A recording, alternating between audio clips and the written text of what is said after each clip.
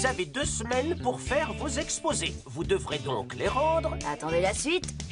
le 1er avril. Oh non, c'est le jour des poissons d'avril. Super marrant. J'adore les poissons Je d'avril. déteste les poissons d'avril. Je hais les poissons d'avril. J'abhorre les poissons d'avril. Silence, ça suffit, tout le monde se calme. Faire des farces à l'école, c'est vraiment comme se moquer de l'autorité. C'est carrément mal. Je tiens à ce que vous sachiez tous que cette année, le moindre écart de conduite aura de très graves conséquences. Je ne tolérerai aucune pitrerie, farce ou autre blague dans cette école. Suis-je bien clair? Monsieur Leroux, je ne ferai jamais... Angelo, je sais que tu as fait des farces à chaque 1er avril depuis que je te connais. Quoi? C'est pas vrai, qui a mis de la colle sur ma chaise? Angelo! Oh, je ne veux pas boire une grenouille. Je t'aurais prévenu, Angelo. Manigance quoi que ce soit cette année et tu iras À l'école militaire? en retenue jusqu'à la fin de ta vie. T'imagines ce Même quand il sera adulte. Tu crois que c'est possible? C'est encore mieux que tout ce que j'avais imaginé. Une chose que les gens ignorent sur moi, c'est que je sais quand tourner la page. Pour devenir une légende, il faut savoir s'arrêter quand on est au top. Monsieur Leroux, ce que j'allais vous dire, c'est que je ne fais plus de farce désormais. Tout ça est derrière moi, j'ai plus rien à prouver. Oh, vraiment? Je jure solennellement de ne plus faire aucune farce. Je répète, aucune farce. Rien. Terminé. Nada. Fini. Zéro farce. Ce serait véritablement une excellente surprise. Oh, oui. Bon, mon objectif pour les 2 prochaines semaines, ne faire de farce à personne. C'est presque une mission impossible. Comment toutes les toilettes peuvent être hors service? Il faut que je fasse pipi. Des ballons. J'aurais dû m'en douter. Tu devrais arrêter les farces, Angelo. Le 1er avril est dans quelques jours. Oh, j'aimerais pouvoir dire que c'est mon œuvre, mais j'ai officiellement raccroché. Sérieusement, Angelo, la boule puante dans la salle des profs. Les confettis dans le parapluie de Mademoiselle Perla. Ces farces portent ta signature. Tiens, je savais même pas pour celle-là. Je vous jure, les copains, j'ai rien fait de tout ça, c'est pas moi. C'est vrai? Même pas la souris en caoutchouc à la cantine. J'aimerais pouvoir dire que c'est moi, mais j'y suis pour rien. Alors, Angelo, qu'est-ce que tu penses de mes farces? T'as jamais fait aussi bien, pas vrai? Mais oui, comme si c'était toi.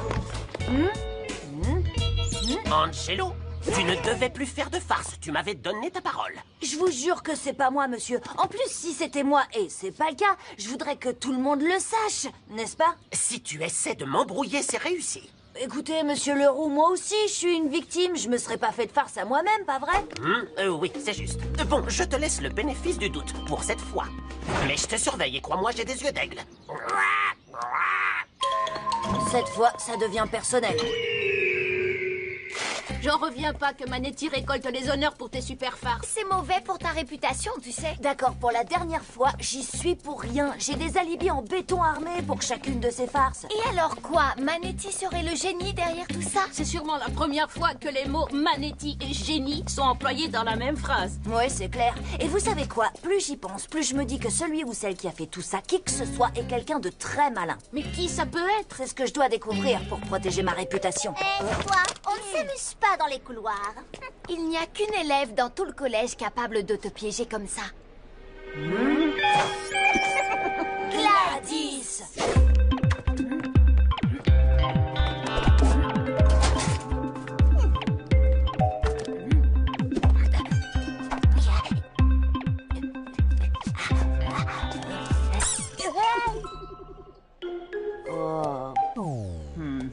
Ah, cette fois je te tiens. Allez. Oh, comme si j'allais me laisser... Quoi? Non mais, Qu'est-ce que... on s'est tous les deux fait avoir. Bon, eh ben, au moins, on a réduit la liste des suspects. Quand j'aurai retrouvé le farceur, ma vengeance sera terrible. La bonne nouvelle, c'est que j'ai un nouvel alibi. Toi, sûrement pas. Ne compte pas sur moi pour t'aider, Angelo. Oh, c'est pas très sympa, tu sais. Ouais, je sais. Quelqu'un a mis du poivre dans le café des professeurs. À moins que ce mystérieux farceur ne se dénonce, je te considère comme responsable.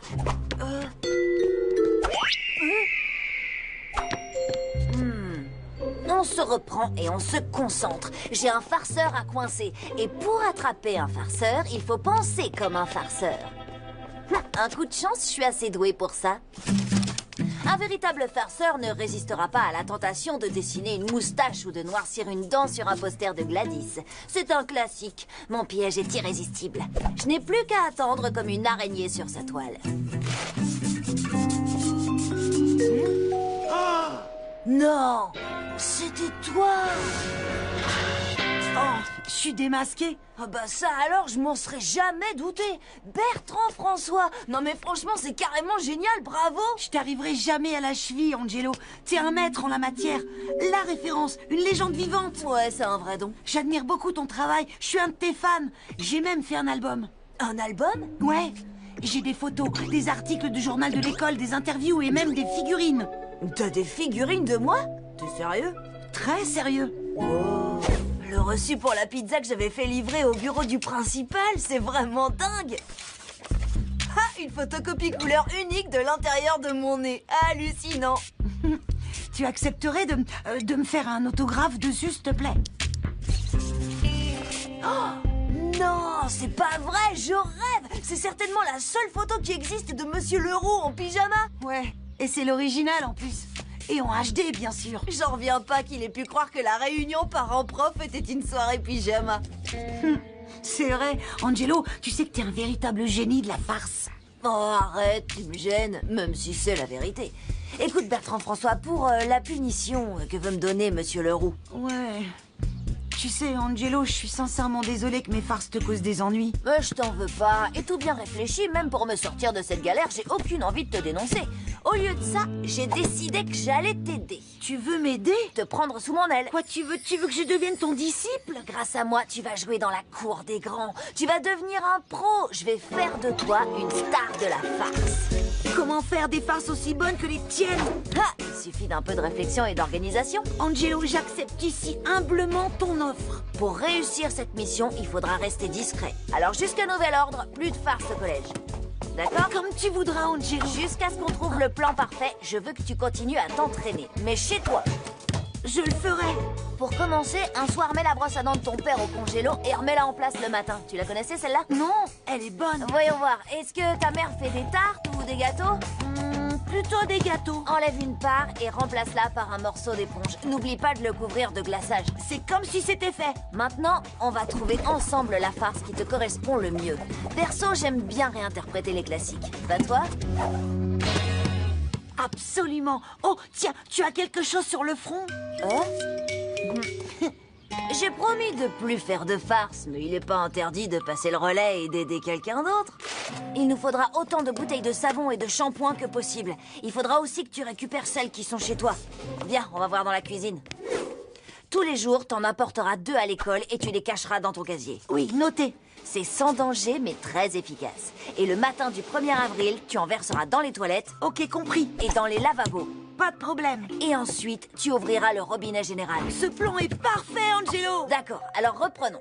Règle du farceur numéro 1. Avoir un plan. Règle numéro 2.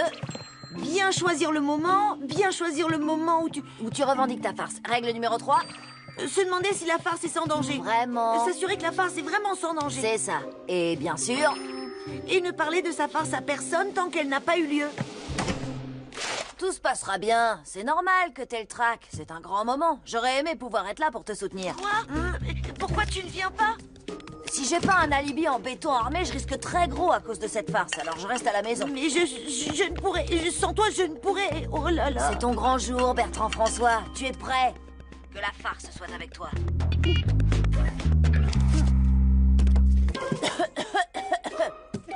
Je crois que j'ai attrapé un rhume. Atchoum! Je vais rester au lit aujourd'hui. Et c'est pas une farce, c'est de la comédie. Ce sont 2 choses très différentes.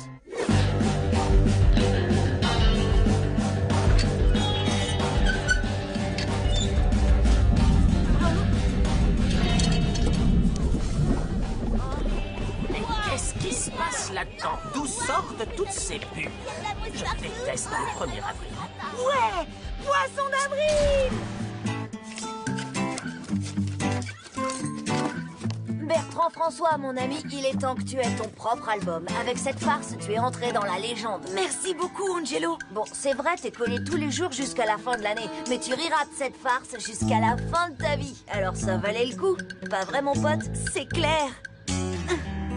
Je déteste le 1er avril. Quoi?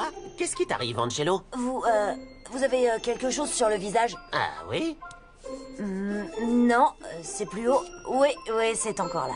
Vous permettez? Voilà, je l'ai eu. Merci, Angelo. Je vous en prie. C'est Bertrand François qui m'a appris cette farce. Eh oui, l'élève a dépassé le maître.